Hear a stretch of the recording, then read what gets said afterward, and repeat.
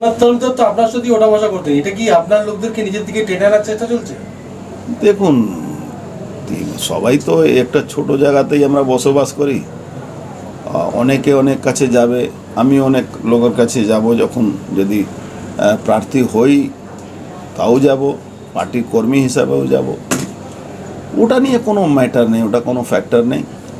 আমি একটু মনে করি কোনো ব্যক্তি, আমি বা যেই কেউ হয়, তারা কোনো ব্যক্তি হিসাবে, কোনো নেতা নেতৃত্ব হিসাবে মানুষ বড় না হতে পারে না, মানুষ বা সাধারণ পাবলিক যারা ভোটার আছেন তারা বড় হতে পারে।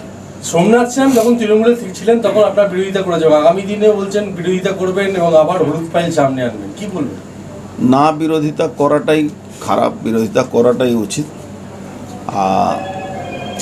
উনি হলুদ ফাইল কি দেখাবেন? আমি তো যার যার ফাইল বানিয়ে দিয়েছিলেন তারা সব এখন শ্রী ঘরে বসে আছেন, আপনারা সবাই জানেন কত লোকের ফাইল তৈরি করেছিলাম, কিন্তু ওনার ফাইলে আমার একটা নখও এদিকে ওদিকে করতে পারবেন না।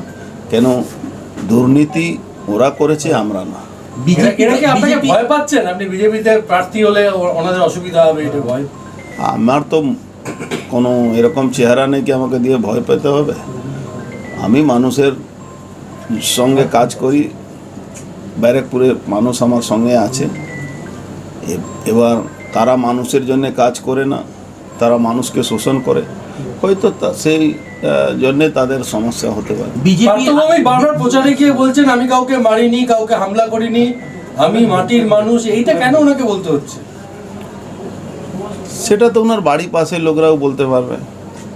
উনি যেখানে থাকেন তার বাড়ির পাশে কত লোক কতদিন ঘর ছাড়া ছিল, কত লোক কত কেস খেয়েছে। এখনই নিজের কর্মীদেরকে ডেকে ডেকে পৌরসভাতে চলে যান, ডেকে ডেকে ধমকাতে হচ্ছে কি তুই পার্টি বাইরে যদি যাস, তুই যদি অন্য কিছু করিস তোকে কেস দিয়ে দেবো। পার্থভৌমিক ছাড়া আর কে ধমকাবে?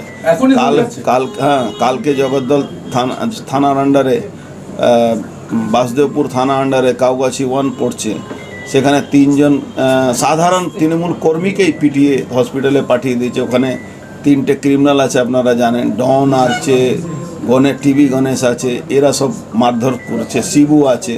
তো এই যারা মানুষকে সঙ্গে নিয়ে রাজনীতি করবে তারা তো এইসব করে না।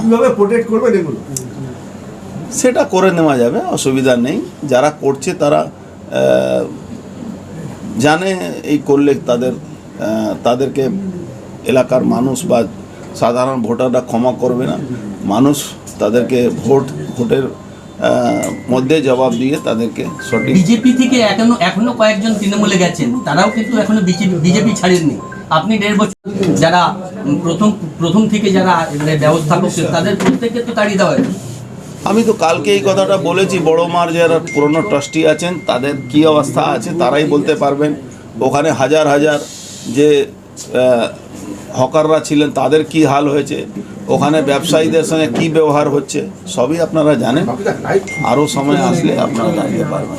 দাদা, একটা বিষয় একটু পরিষ্কার করুন, সেটি হচ্ছে যে গতকালকেও মমতা ব্যানার্জি বলেছিলেন যে অর্জুন সিং বিজেপির সাংসদ, বিজেপিতে আছে, ও কিন্তু তৃণমূল আসেনি।